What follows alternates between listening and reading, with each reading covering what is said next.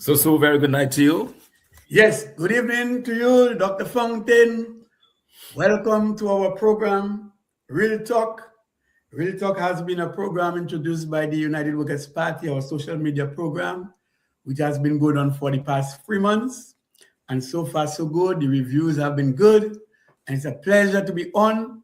Doc, you cannot believe it. We are already in March. What is happening? Just the other day, there, that 2026 started. Yes. Time is galloping indeed. It's galloping. Yes, so let me just say good night to Yeah. everybody over to all Dominicans over the globe, to our Dominican diaspora, wherever you are, to our top Dominican people, particularly Roseau Central and all the constituents and constituencies, caretakers, or executive members, and every Dominican. Doc, it's like every day we hear something.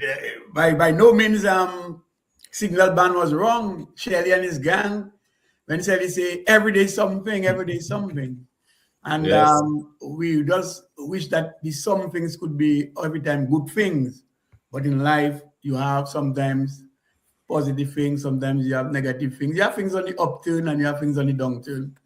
And just as we chatting, how has it been over the weekend for you and the UWP team? And what are you hearing around? You can even talk about we hear about a fire and maybe give us some update on that. What you have been hearing. Tell us what is happening. Well, indeed, it was an interesting weekend. We were able to spend some time in the valley. Very great outing, as you know. Loda is part of the Roseau Valley area, and on Friday we were able to spend quite some time there with the people of Loda. And Loda, interestingly enough, is one of those villages where so much is going on. You have the geothermal thing happening, you have the water, the hydro, electrification part of Dom Lake is also there. Then there is the cable car, which, by the way, Yeah, some very good progress is going on there. I see the visitor center looks like it's getting there, that's and a lot good. of work is still going on the actual cable that would take you all the Congratulations. way up to the lake, to the Wow. boiling lake. So that should be a very popular ride, especially for those who can stand the heights, because I can tell you it's it can be very daunting, when you see how high it is of the floor, it's very high But remember, pay height. over the Pay height. valleys, yeah. That's going along quite nicely. So it's one of those places that's really a hub, in terms of our ecotourism product, in terms of our future development. Very interesting village. So it was great to spend time there with the people. Traditionally, that village, if you go back way into history, traditionally they have supported the Labour Party, even when the Freedom Party was firmly entrenched between 1980 and 1995. Loda voted Labour, so they have quite a history, of voting the Labour Party. So you have that's a kind of a traditional Labour stronghold, if you like, So it was great to have that conversation with the people and just talk to them about the future and what the United Workers' Party is offering, So we are very thankful for that opportunity and to be able to do that, So that was good. It's part of our ongoing efforts to go across Dominica. Every week we try to do a different constituency. So, and we are really thankful for the support that we're getting on the ground. It's very, very encouraging. In fact, it encourages us to keep going. Lots of great support on the ground, and people excited to see the party doing the work on the ground, and all of that, as well as we prepare for big national meeting on Get taste for rally Saturday. now these days. You get taste for rally, yeah? I know, right? Yeah. Yeah. So that's the national meeting that is scheduled for the 21st of March Layo. this month. So in a couple of weeks' time, we'll be in Layo, and we're encouraging all of Dominica to come out, and listen to the plans that we have. And interestingly enough, I'm sure you heard in Parliament last week that the Prime Minister was basically indicating his displeasure at the Electoral Commission. I believe that he is now calling for the Commission to return to the use of the birth certificate as a means of confirmation. It's something that we have been saying all along, but I guess now that it's coming from the Prime Minister, they will act. We wrote to them, we said it verbally, we had a press conference and we called for those very same things. We wrote directly to the Electoral Commission. We were completely ignored. But we're hoping now the better sense will prevail, because it is clear that, thousands, literally thousands of Dominicans who have been disenfranchised. In other words, these were individuals who would not be able to confirm their names on the list because they did not have the forms of ID that is being asked for. So it does appear, at least now, we are hearing something. So we expect some movement on that. We are also expecting some movement on the whole confirmation process itself, because we know that thousands of people have applied for confirmation, yet the list that we've seen, just a few hundred people. So there's a huge discrepancy between those who have applied for confirmation and those whose name come out on the list. Now, I don't understand why it's taking so long. I thought the whole process was automated. These are people, you verify their names, you verify they have a witness who comes with them, so their names already on the list. These individuals have verified their names, and yet month after month we are saying we are now into the 4th month, really, and we have seen very few names when we know that thousands of Dominicans have in fact confirmed. So we are not sure what's happening there. We would urge the Electoral Commission to continue to work hard and more efficiently, because that's certainly not efficient, that process. Because if you continue like this, we'll get to October and we'll only have a couple thousand people registered going at that rate. So we absolutely need to get that fixed and set up, and we hope that this can in fact be done. All right. So we are very, very hopeful for that. In addition to that, so I just want to say that extend our sorrow, as it were, and of course condolences and sympathies. I look at the sympathies, really. Yeah, many persons who were impacted by a huge fire. We just received, in fact, we are just viewing a statement from the Fire and Ambulance Services of Dominica that indicates a total of 7 business places or 7 buildings were severely damaged, got major damage. 7 buildings, and they've detailed. They've gone into much detail. We can just read some of that. Yes, you can. We certainly would like to extend, our sympathies to those who lost their businesses, and also the scores of persons, because these were a number of businesses were part of it, of the including Jolly's Pharmacy, a restaurant, another craft place, at least 5 or so businesses in that area that were destroyed. So that means the loss of jobs and everything that entails, and that's correct. It's going to just put increased hardships on persons. I don't believe we have workers' compensation here, where if you're out of job for those types of reasons, you get compensated. I don't know if the businesses will be able to compensate the workers, or if these are people who will find themselves without jobs tomorrow.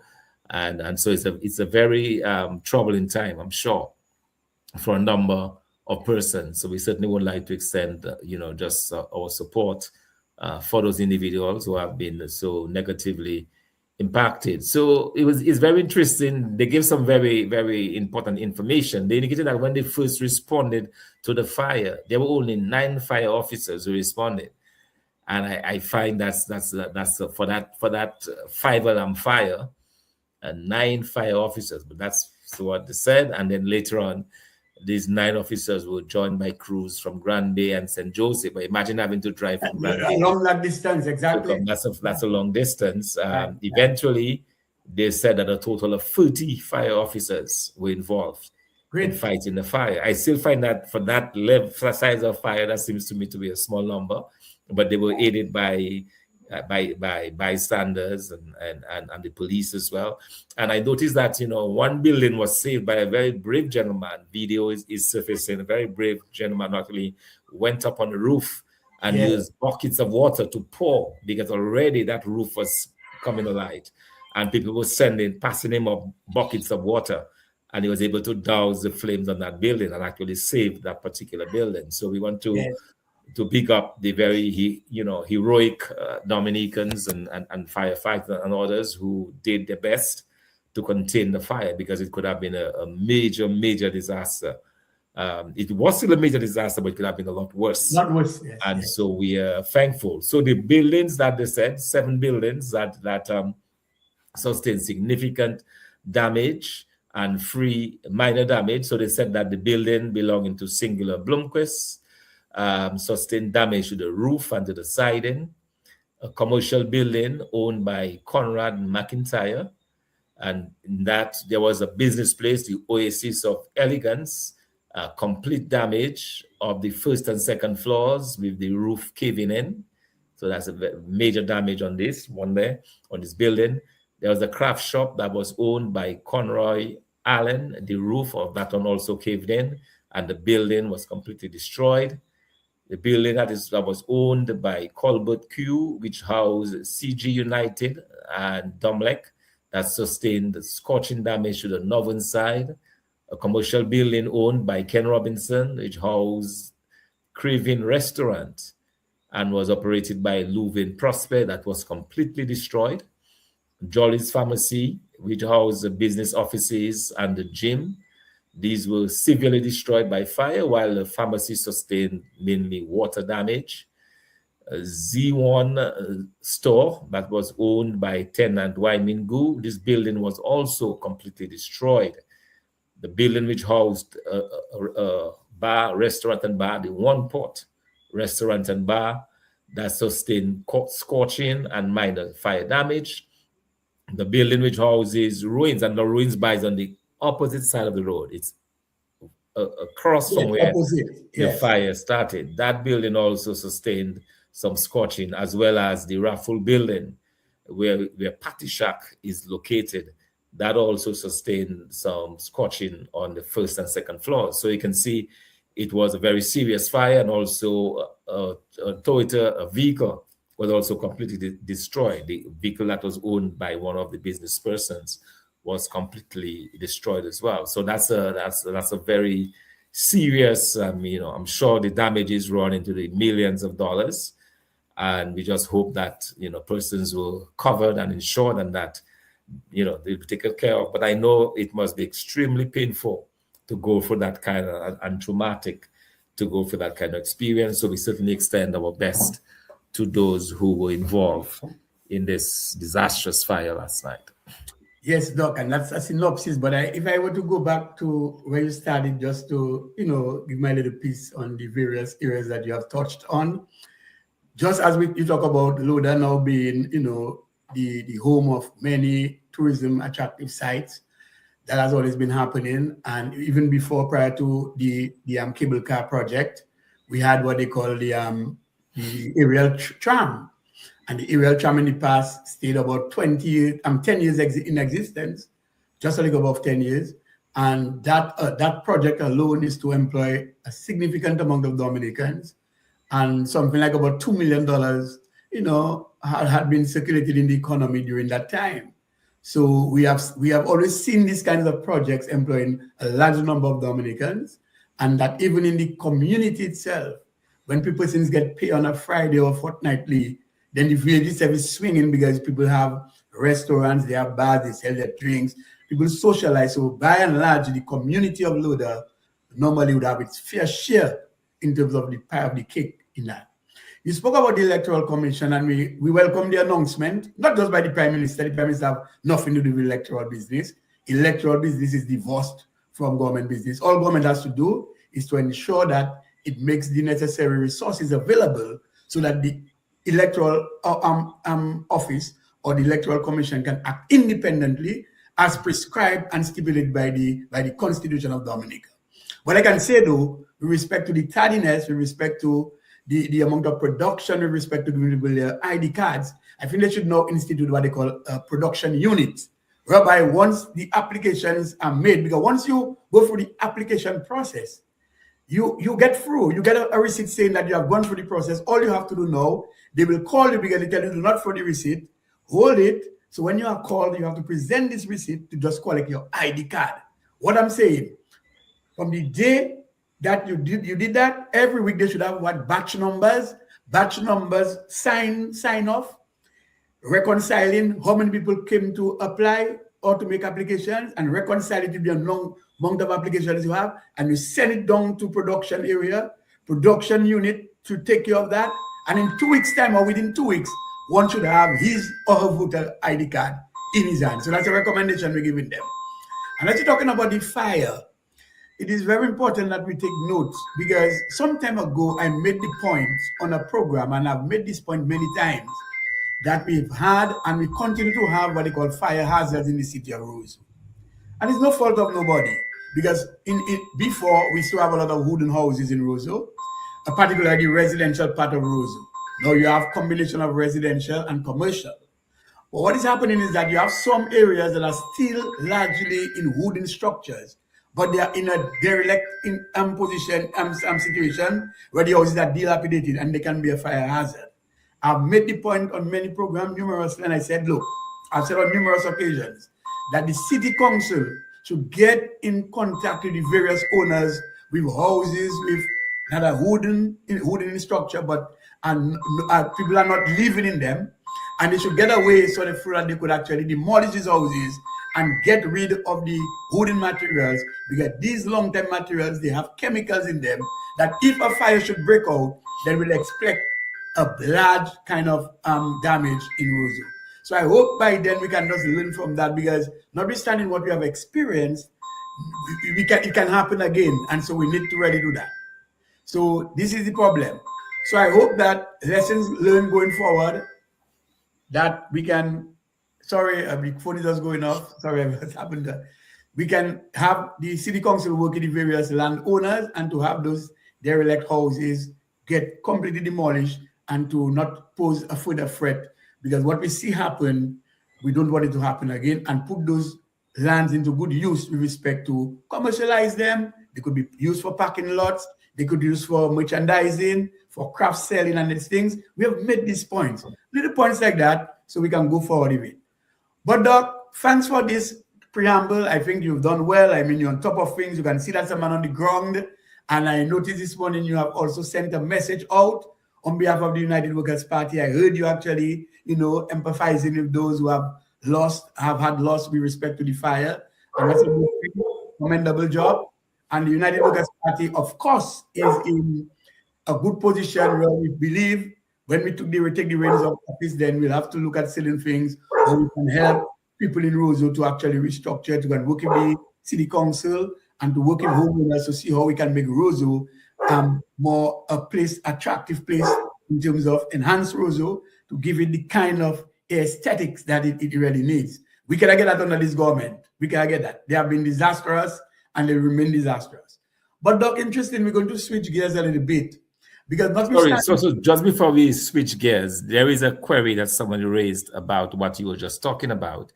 Okay. And I think we can respond to it, because you indicated that is the Prime Minister that has to provide the resources. And the person was asking, why is it that it's the Prime Minister who has to provide the funding and not the Parliament? And that I think is a mistake on our system, because we have seen where resources have been deliberately withheld from the Electoral Commission by the Prime Minister. It happened, for example, in July, I believe in July of 2019, it was before the elections, when the Electoral Commission announced that they were going to have a re-registration. They were denied the resources. So that is something that has to be fixed. Obviously, it should not be left up to the Prime Minister, who is the head of a particular party. And given the way that politics is played in Dominica, you certainly cannot entrust any Prime Minister with that. It has to be, as you said, this funding should be automatic. It should be voted on by Parliament, and it should not be touched.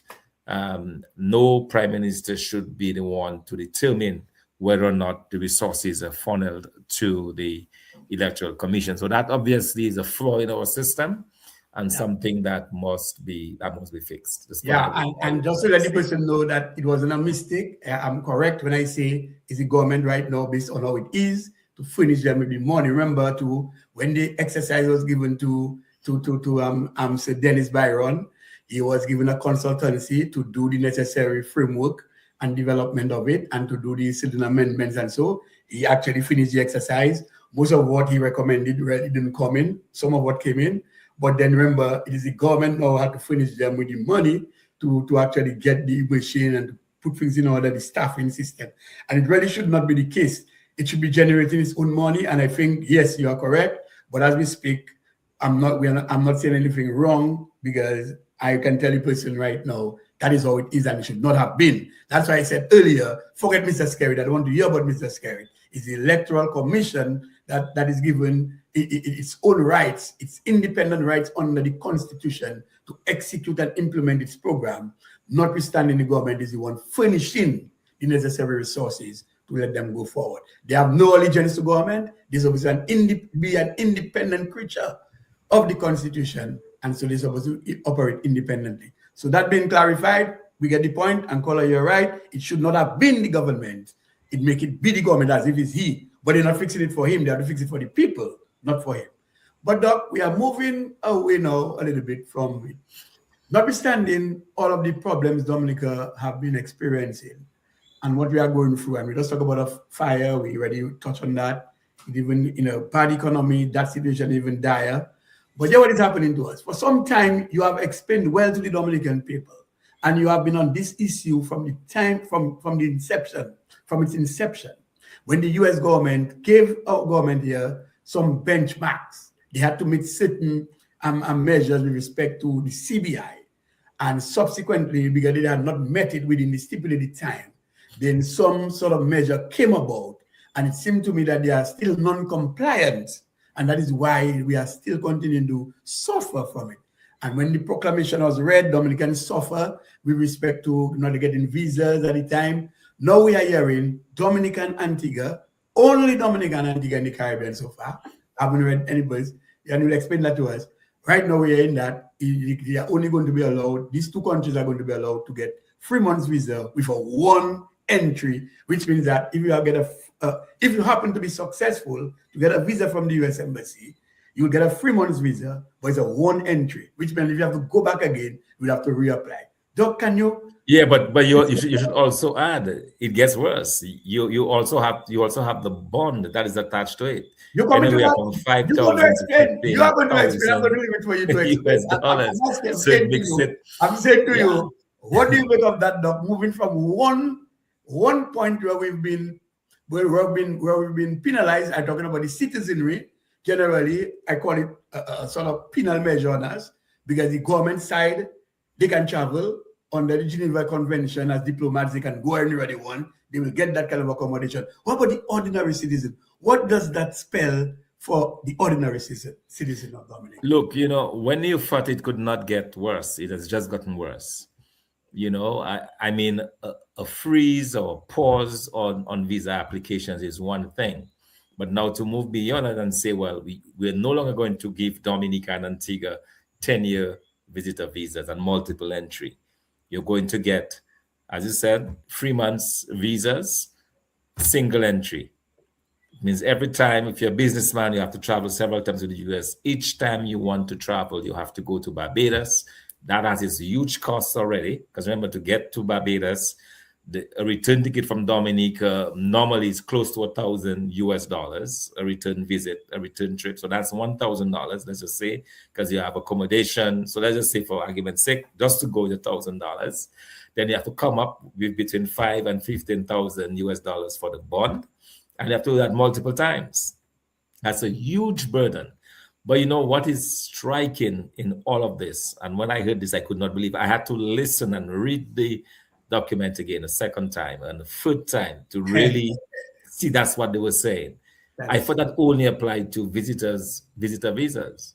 It applies to student visas as well. So imagine you're a student going to study in the United States, and you're only given a 3-month visa to go to study. It applies to F1 visas. It also applies to J visas. The J visas now, these are very interesting because I was a recipient of a J visa when I went to study in the United States because I was given a scholarship and I had to work with the school. Since I was allowed to teach, I had to get a J visa because that allows you as a student to work. If you have an F visa, you're restricted. You normally cannot work with an F visa unless it's within the school itself. But a J visa allows you to take on added employment. That too is subject to the 3 months, and I don't know how that's going to work. So effectively, we can say that students and those who are hoping to get J1 research visas and so on, postdoctoral studies and all of that, we can say definitively that they're going to have a problem. Because with a 3-month visa, I don't know that the school is even going to allow you to enter. Because it means if you go in with a 3-month visa to school, then you have to come out, reapply, go back for the second term. That's going to be extremely costly for the students, hugely inconvenient. And the question that everyone is asking is why it is that it's only Dominica and Antigua and Barbuda that has been subject to those restrictions. And these are draconian. These are, in other words, if you do not have a visa, you can kiss the United States goodbye, go to the United States, because I think it's just going to be just completely really too costly, one. And for many people, coming up with over $40,000 to just set aside just to go to the United States might be an issue. You have restrictions as to which cities you can go to, you can enter and exit. So if, for example, you're going to Alaska, you're forced to go to either New York or you can't even go to Miami. It's not even on the list, I don't think. New York, Chicago, and a few other places. So you have to go all the way out of your way, added cost. So it's just a huge mess, and Dominica is at the center of this. And the question is why? And I believe that this is tied very much to our government, and that's why tonight we describe our program tonight as the deterioration in the governance levels in Dominica, because that's what we have. We have a government who is completely uncaring. And I say uncaring because with all of these concerns that we have, our Prime Minister had a chance to meet with the Marco Rubio, the Foreign Secretary for the United States, in St. Kitts last week. And when he was asked, he said, well, I don't normally raise issues concerning Dominica. I'm like, this is a man that has been paid to be the Prime Minister of this country. And his response to a question as to whether or not he had raised concerns, you think that these are major concerns to the Dominican public.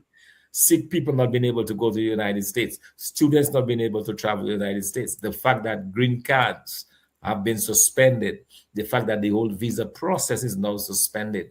All of these issues, and you're saying that you have nothing really to plead or to talk on behalf of the Dominican public. I thought that was just that is someone who is completely out of it.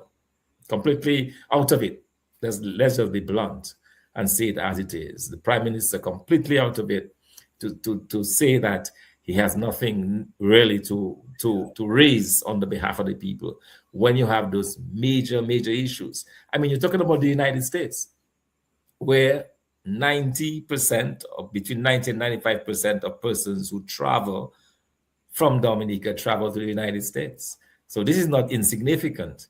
The majority of Dominicans in the diaspora, they live in the United States. Probably 5-10 times the amount of persons who live in England, for example, who live in the United States. So to just dismiss that, just like that, I found that was very disturbing. And so I think what it shows is someone who is really tired and who really needs to exit the scene, and make way for persons who have the interests of Dominica at heart. I believe the Prime Minister is tired. He's run his course after 20 years, the pressures of running this country, the dismal failure, the fact that he's destroyed the agriculture sector, he's destroyed the manufacturing sector, the fact that we've lost jobs in the thousands, the fact that thousands of our young people have been forced to go overseas for work and so on. I believe all that is having its toll on the Prime Minister. And more recently, the issues of the CBI, the pressures, the fact that he's given our passports to crooks and criminals. We are now told that, Iranian agents and Hezbollah, all of these persons having the Dominican passports and so. So all of those pressures, I believe, is clear, have been brought to bear on the shoulders of this Prime Minister, and he's incapable, I believe, of handling the dictates of the office. And I think it's time that he realizes that, and I believe he's realized it, and that's the reason why he had out of his own free will had announced that he was going to make way in April of 2025. And unfortunately, he changed his mind. But I think he would have done Dominic a great service if he had decided to do as he had promised and demit office in last year. Would have been a lot better, I believe, now for it. So let me just play this particular piece of information. It's not very long. It's just about 3 minutes. No problem. Let's listen to it, because I think it's very instructive, I believe, in terms of what we are experiencing, and it's unique. And when after we're through, we can discuss the why of it. Why is it that Dominica and Antigua, the only two countries in all of the Caribbean islands who have been faced with these added measures? That is something that we absolutely have to ask ourselves. So let's listen. All right. Dominica and Antigua and Barbuda can no longer obtain 10-year U.S. visitor visas. Updated State Department reciprocity schedules for both countries now show B1 or B2 visas capped at 3 months and a single entry, down from 120 months with unlimited entries. St. Kitts and Nevis, St. Lucia, and Grenada are unaffected. Their reciprocity schedules still show the old terms. The downgrade extends beyond tourist and business travel. Student visas, F1 and F-, exchange visitor visas, J1 and J2, intra-company transfers, L1 and L2, and religious worker visas, R1 and R2, all show the same restrictions for both countries. Diplomatic categories escaped. A1, A2, and G1 through G4 visas remain at 60-month validity with multiple entries. Neither country holds an E1 or E2 treaty with the United States. Shorter validity is not the only new friction.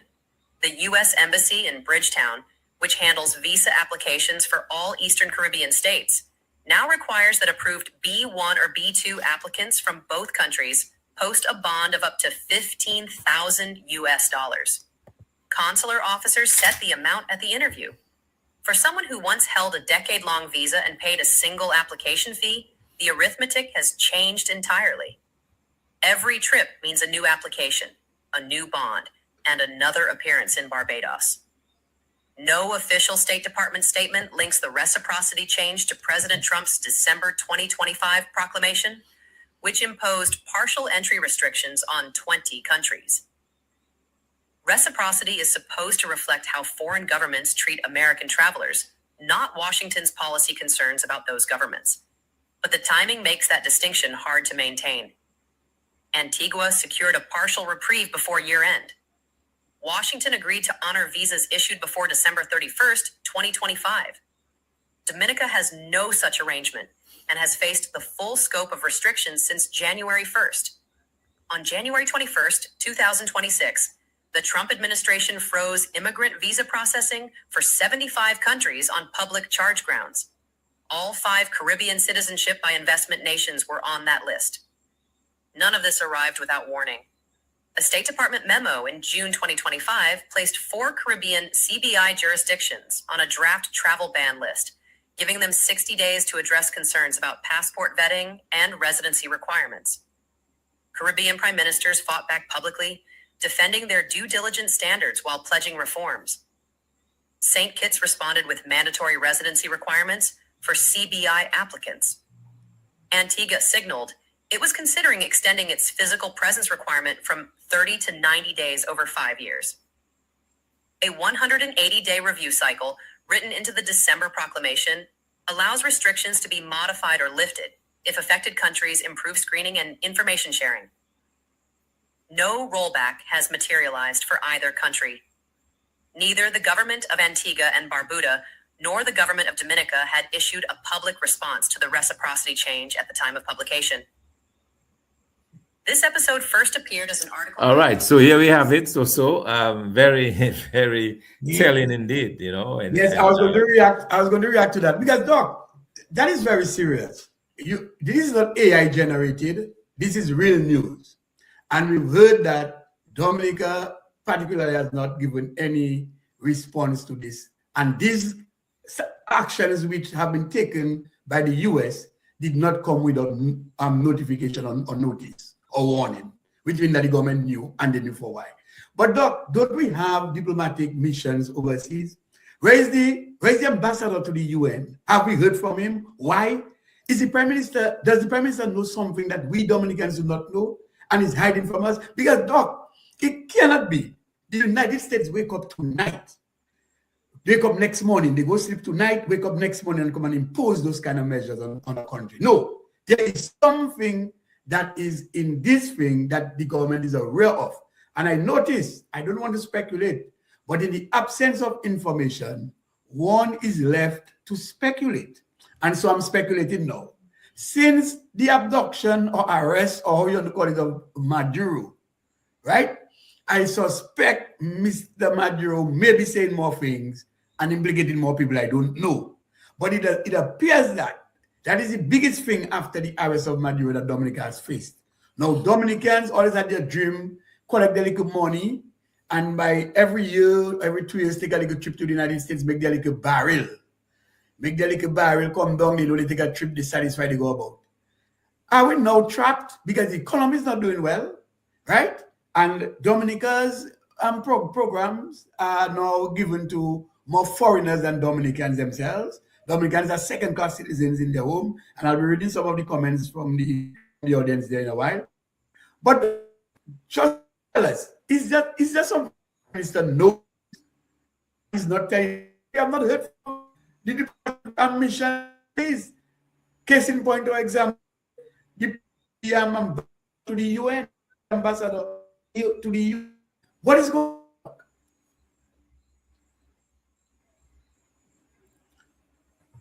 Are you there, Doc? Well, yes, I am. And, there is something that the Prime Minister knows that we don't know, and not forthcoming with those get to let rest assured it's just an interim, and he has to say to he's not himself actually hurting Dominican. The other day that no, he did not do that. He's the Prime Minister of the country. He has to travel, whether it's to the United States, he has to, based on certain events and projects this for leaders of the world. So he like any measure. If you know, I mean, maybe is there something the Prime Minister? Now, get some. Let me read some of what. Yeah, I the every of government is being to foreign, waiting on to negotiate the Americans. Probably yes. I wonder who is that foreigner? Dominica is worst of the worst. Dominica is worst. Some the Prime Minister must go. We're not giving him attention there tonight. Now he has to answer the Dominicans. And one other person saying, why does it seem like these visa changes are targeting Dominica and Antigua? What about these other countries? What about these two countries that the US government is so anxious about? So that's a question again. And someone is saying, thanks to Skerrit for this mess we have found ourselves in. But you know, some people still say we love our PM. There's more to come. And this government has no idea of what they are doing. We are doomed. And while we are doomed, this country is doomed for everything. So I read that one already. Every function of government is being outsourced to foreign interests. He might just be waiting for someone or foreigner to speak on Dominica's behalf. And you are correct. You have said that before. And that's why one of the 10 pillars is that we want to restore hope in this country. We want to ensure that we maintain and retain most of our youth who have been running away from this country because there's nothing good for them here. There's nothing offered to them. There is no stake. Their grandfathers, their fathers, their mothers, their uncles, their nenen, their powers have been faced with victimization by this government. We cannot understand that we have CBI monies and it's only a few persons that are benefiting from it. I know about the Pareto's law in economics, where 20% of the wealth is controlled, where 20% of the persons of the people control 80% of the wealth. Is that a Pareto system there? Is that law really happening in Dominica? So that's something is afoot. It is, and one of our listeners raised a very important question: why Antigua and Dominica? It is very, very clear to me that there is something that these two countries have in common that is not equally applicable to the other, especially to our OECS neighbors, because St. Lucia has a CBI program which does not apply to St. Lucia. St. Kitts has a CBI program which does not apply to St. Kitts. Grenada has a CBI program which does not apply to them. St. Vincent, no CBI program, but it also did not apply to them. So what do we have in common? And I think the common denominator there, and I'll say it publicly tonight, the common denominator there is clearly China. And you may be aware, for example, that there were plans in Antigua to actually give the Chinese a free port, where the Chinese would have their own customs, their own police, and so on. And a significant portion of the island was going to go to the Chinese, and that was something that was put forward by the Gaston Brown administration. And we know our own issues in Dominica as it concerns with the Chinese, the building of the airport, the building of our schools, of our roads, of our hospital. The Silk Road projects are being implemented here in Dominica. And now we have concerns around the possible mining for copper in Dominica as well. So it has, I believe, everything to do with the Chinese relations, and also the stated, if you like, the stated posture or position of the Trump administration that they're going to revisit the Monroe Doctrine. And in fact, if you listen very carefully to Marco Rubio when he spoke to CARICOM leaders, he was very clear that the sphere of influence of Washington extends to the Caribbean basin, basically saying that the Caribbean islands should be wholly, completely influenced by the Americans.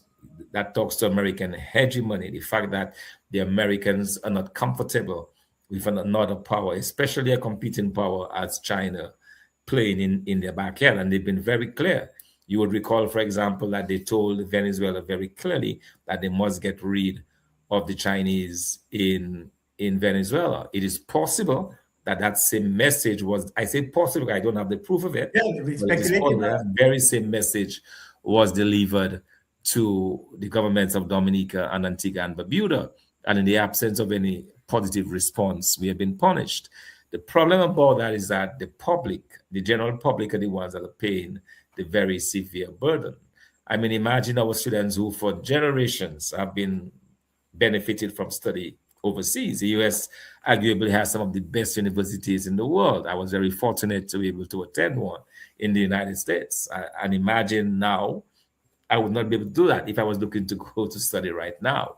So that is a problem that we have. And the question is whether or not our government and the government of Antigua and Barbuda, but I can't really talk for them. I think I can just talk about our own government here in Dominica, whether our government will continue to toe this line and will continue to get punished. And that's exactly what it is. And the question then becomes, how do you respond? As a responsible government, how do you respond to that pressure coming from the United States, which is insisting on its sphere of influence, which is insisting that it does not want any of its competitors in its backyard playing any major role. And we see that clearly the Chinese have played a huge role in Dominica, in the prospects of the airport as well, and just a tremendous role that they're playing. And these are the countries where they're doing. And if you're listening and you're wondering, let me just inform you, if you're not aware, that St. Kitts and Nevis, St. Lucia, and St. Vincent and the Grenadines, these countries never shifted their allegiance from Taiwan. So these countries never shifted. In other words, they have diplomatic relations with Taiwan and not with China. So I just want to make that very clear, that people are aware of that.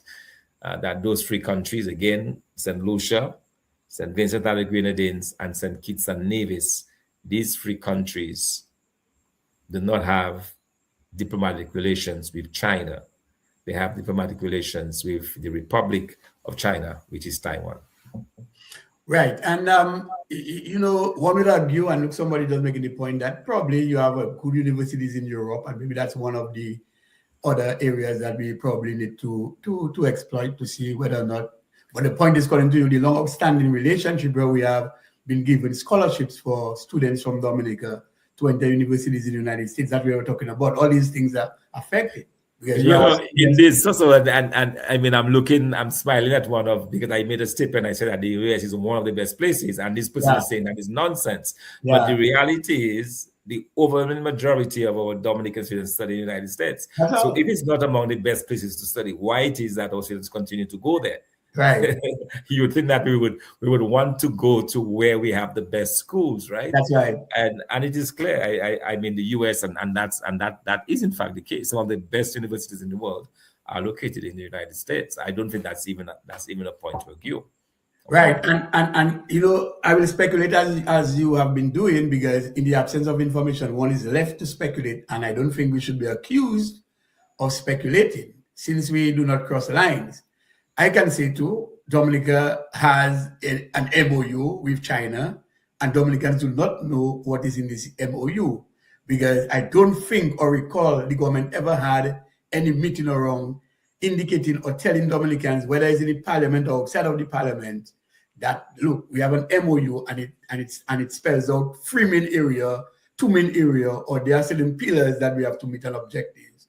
We have not heard that, and so I speculated. So with China, with that road and belt initiative around the world and the dollar diplomacy, China might well have caught some islands in their corner, because remember, they want their vote is politics. The geopolitics is real, and sometimes you want a position in the world and you need votes. So these countries, while it is that you could put a little butter in their mouth and give them something, at the time you want something at the UN endorsed in your interest, they could just vote for you. And based on the whaling aspect with Japan, you see how Japan had a little influence and going around doing what it had to do, putting fisheries around the area, boosting up certain, fisheries, industries there and there. And when it comes for voting for continue whaling, Japan is to actually get that vote. Now, something. But I'm saying to say this is that, notwithstanding all of this, I don't know how a country could be caught and cannot untie itself from, if at all, is a bad thing. And probably at the time, Dominica and the other countries, in particular Antigua and Barbuda government, they thought at the time it was a good thing to receive from China to hurt America. But in the long run, probably they were hurting themselves. And today, look at what is happening. Dominicans don't wake up to want to go to China, notwithstanding we have diplomatic relations with China. And visa free entry. Notwithstanding, and that free entry visa. Notwithstanding we have an MOU. Notwithstanding we have diplomatic relations. Everyone wants to wake up to go to America. So again, you see where the Dominican people interest is. So if you are talking and working in the interest of the people, so you should know where people should be thinking. So where people are thinking, that is where your policies should be framed to protect their interest. And so it's a sad mistake. And I really don't know what is going on, but this government really has expired, and it's time they come clean the Dominican people, or else Dominicans will suffer and continue to suffer. We have some more remarks there. Does Kerry think China will protect him, or is he hoping that the CARICOM collective will sort of cover him from a full onslaught by the US? Change is not just an option, it is a must, because we are at the crossroads. That because so-called educated people like our leaders is pushing us to the US, but we can align more closely with those who actually help us. That is a fact, but you have to align with those two where people feel more comfortable going. The language, the Chinese language is a big barrier, not that you can establish diplomatic relations with China. What more can the people do? You think Dominicans go to China and make barrier?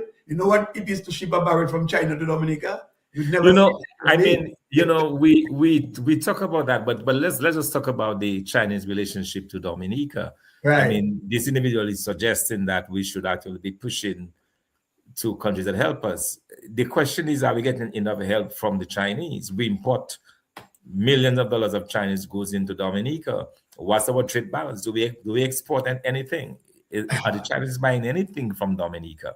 That's a very basic question. I'm sure, as small as our exports are, we export something to the United States, you know. But what do we export to China? Huge trade imbalance.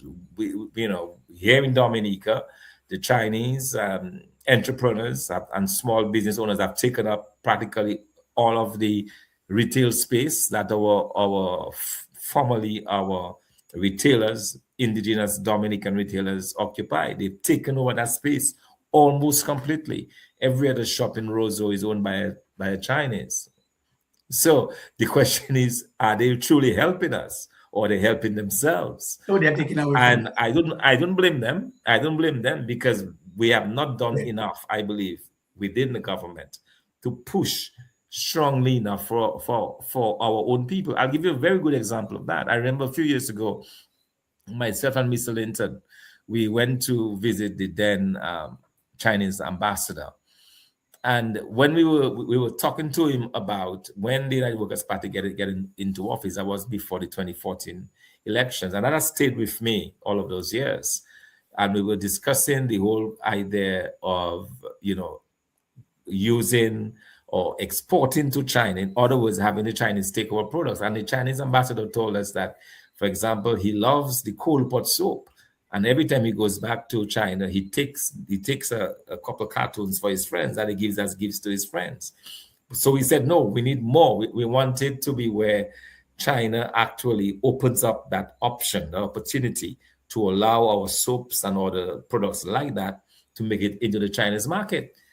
And the ambassador said he had never received that request from the government of Dominica. That was the first time it had been put to him the way we put it to him. You know, so I believe that's why I say I can't blame the Chinese. I don't believe that this government has been fighting hard enough for the people of Dominica. And that is where the United Workers' Party government will fight for the people of Dominica. We will want to insist that we have to rebalance our trade with China, and we can do it. There are products that we are producing here in Dominica that we believe can find its way on Chinese shelves. We need to reverse that imbalance. We don't mind taking in the cheap Chinese imports, but we want Dominica products on the shelves, and especially China is having a growing middle class, people who can afford to have products imported, if you like, exotic products imported from islands like ours, our Bayrum products, our essential oil products, our soaps and so on that has been done. And I see so much wonderful manufacturing items coming out of Dominica these days. A lot of people are doing a lot of things, but they're not getting help from this government. They're not being pushed. They're not being spoken for. And that is where a United Workers' Party government will be different from what we have in government today.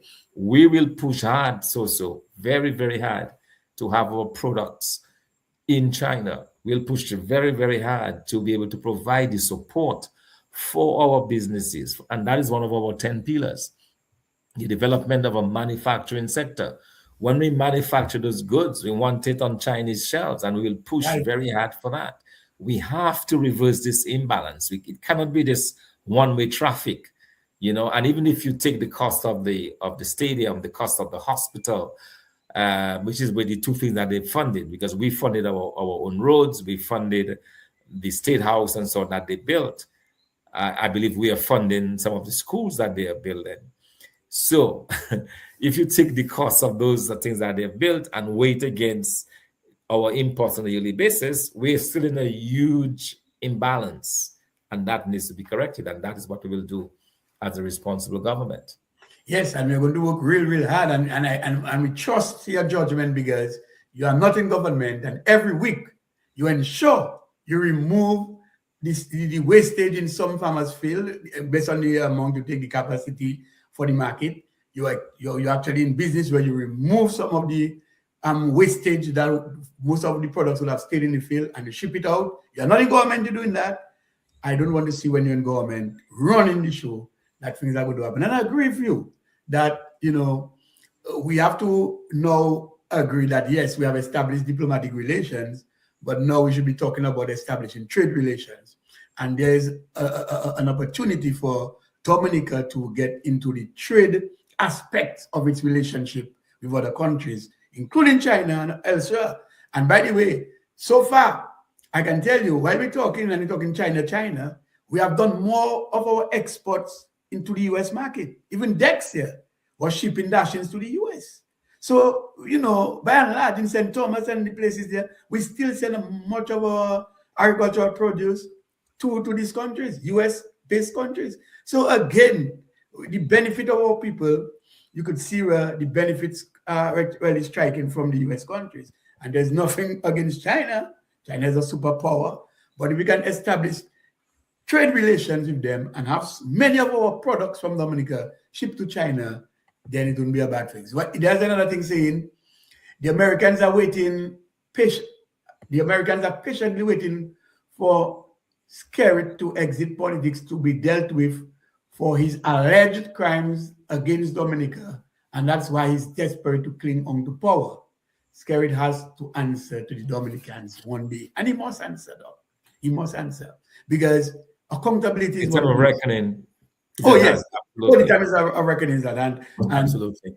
You did not get power, and I don't know if it was power. You are elected to serve people, not to serve yourself. And I mean, I just want to see this gentleman. I want to see this prime minister fight on behalf of his people. Just put some fight. I mean, we've not even been addressed. The prime minister has not even addressed Dominicans on this visa issue. Like in a very significant way. He's not even addressed that issue. He has not pushed back in terms of opening up the Chinese market for us, or even getting, the Chinese are good at manufacturing stuff and they export. Can't you get at least one or two factory shells in Dominica where the items can be brought in boxes and packed? I remember a time we used to manufacture stoves and fridges here in Dominica. You remember that? They had a business place up by the St. Gerald Hall that they would manufacture those things. They would bring them down into pieces, but they would assemble them there.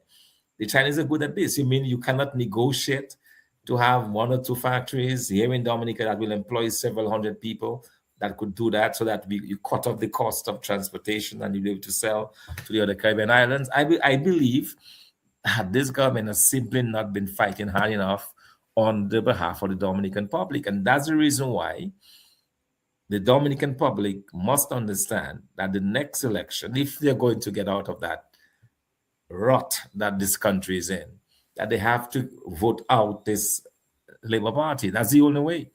That's the only way. You have to put into place a party that is responsible and that cares deeply about the Dominican public. And I believe that is what we offer. That's one of the major differences between a United Workers' Party government and a Dominican Labour Party government.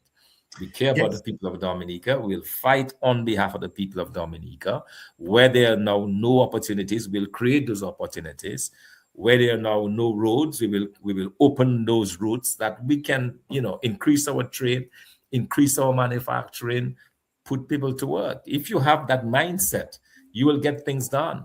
But if you have the mindset that, we're okay as we are, we can destroy agriculture, we can destroy manufacturing, interest. And talking about that, so I don't know if you saw a post from the BVI Premier. The BVI Premier met our Prime Minister and he posted something on his Facebook page with a picture, smiling, shaking the hands of. Oh, I saw this picture. And giving him a big thank you, telling him, thank you very much, Mr. Prime Minister, for all the people that from Dominica that have come to our shores. They are contributing tremendously to our country. He was thanking the Prime Minister for sending our young people to the BVI, and he's saying, they're doing a great job. They're very productive. They're doing what, and he's very happy to have them.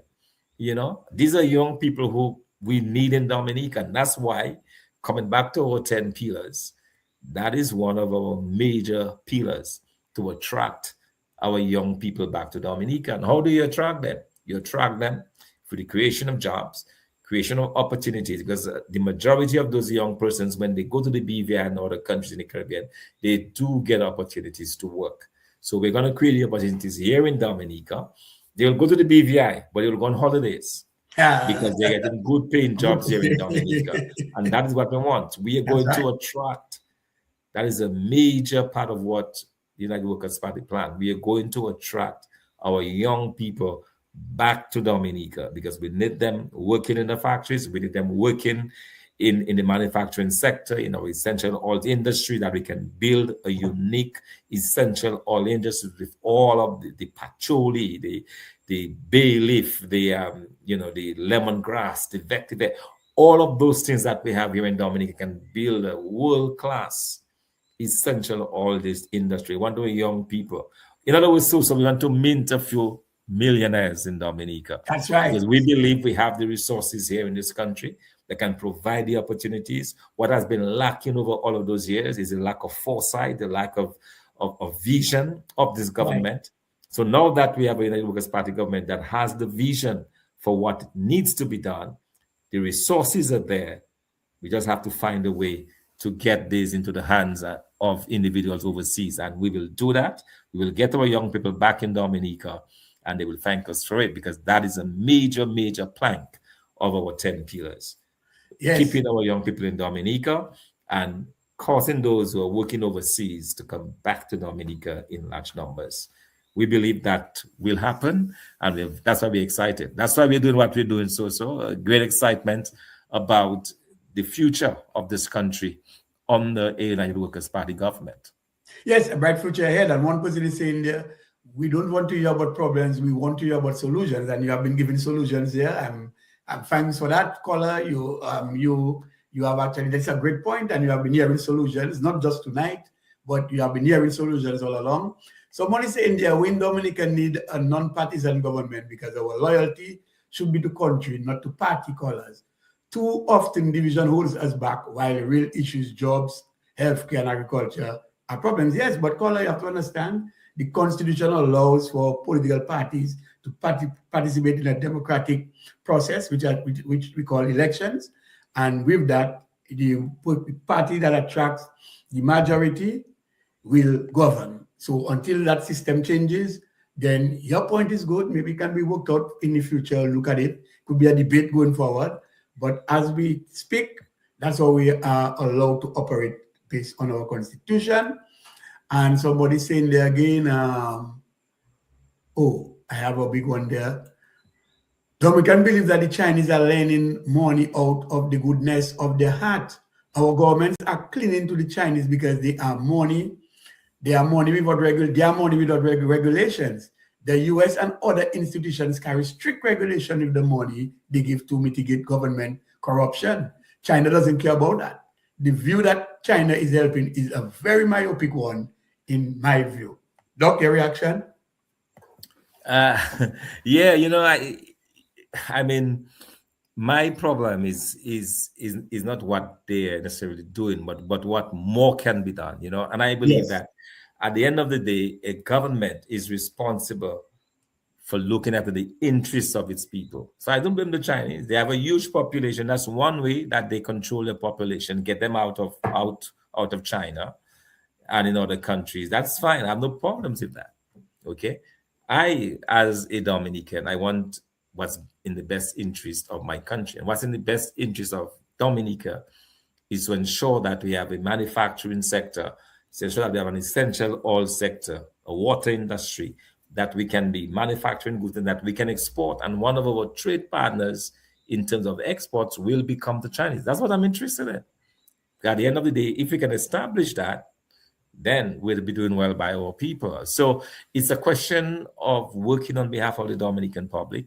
It's a question of ensuring that we adhere to a 10-point plan. And that's the reason why I hope the Dominican public are getting more okua with our 10-point plan, because we believe that our 10 pillars to shared progress and prosperity, at the end of the day, it's about empowering our Dominican public. Because when all of these young people leave Dominica, they go overseas with a dream. a dream of working and making money and moving. At one point, Dominica used to have a middle class. That middle class is now almost gone, almost extinct. We want to once more have a middle class, once more have people with good paying jobs. We talked last week, I think it was, about the fact that the salaries are so low in Dominica and the costs are so high. And so probably next week we'll talk about one of the problems. We'll continue. We had a very important discussion about the high cost of living. I want us to continue that discussion. Yes, we promise I want to remind the Dominican public, for example, that in the last budget, the government imposed an extra $10,000 on the young people who want to bring a little car in, inside, so that they can drive around Dominica. Extra $10,000. That has effectively put the purchase of a car out of reach for a substantial number of Dominicans. And the question is, why would a government do that to its young people in particular? So, sometimes people say you just like to criticize, but these are the realities that we are faced with. And when you confront people with these realities, say, oh, you're lying, or the fact of the matter is, we have an extra $10,000 that have been placed on the purchase of a vehicle, so that it is now effectively out of reach of our young people. And that's a very serious problem. And that's the reason why, so even before we do the full reform that we have promised, we'll rescind that $10,000 on day one of a new administration. That has to go. There is absolutely no reason for that. That additional tax burden has been placed on the people of Dominica. That will be removed as part, or even before we unfold our plan for economic and tax reform in Dominica. That one will go. It's just unnecessary, and it is needlessly preventing our young people from, at least, and having a car should not be something of luxury. It should be seen more as a necessity. Imagine you're a nurse, you're on a night shift, you're not able to drive to work and drive back when you're done, you're a police officer, you don't want to be out there on the road, hiking, or I call it farming for rides, I mean, these are basic things, these are basic necessities, given that we don't have a well-organized public bus system in Dominica. So these are some of the things that we are looking at. Again, it shows that we a government that cares about the people of Dominica, and you will see it. You will see it by our actions, and that's one of the actions that we will take on behalf of the Dominican public. So what we want the Dominican public to do is to judge us by our actions. Judge us by not only what we plan now, but what we will do when we take office. And at the end of the day, you will see that we're not just talking, but we are committed to making that change in Dominica and to offering our people a better lifestyle, a more prosperous lifestyle, and to get our people, importantly, out of poverty.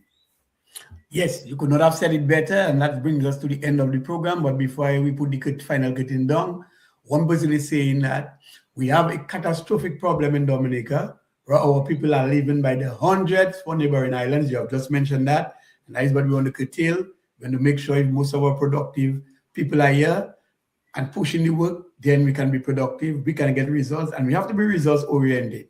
So this has been, real talk, and our political leader has been with us all along.